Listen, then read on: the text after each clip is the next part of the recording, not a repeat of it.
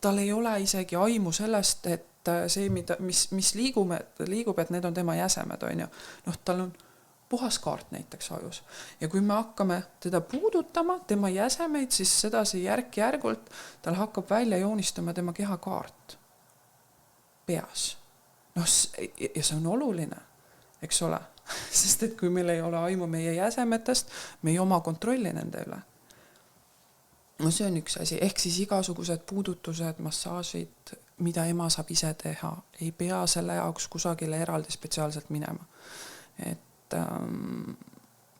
alguses laps ei vaja mitte kedagi ega mitte midagi peale selle ühe inimese, kes on tema juures, kes on tema läheduses ja kellega kujuneb siis see kiindumussuhe, see üks persoon selle jaoks, et loomad ju sünnivad, nad ju tõusevad püsti ja nad on suhteliselt iseseisvad, on ju, lapsega see ei ole nii.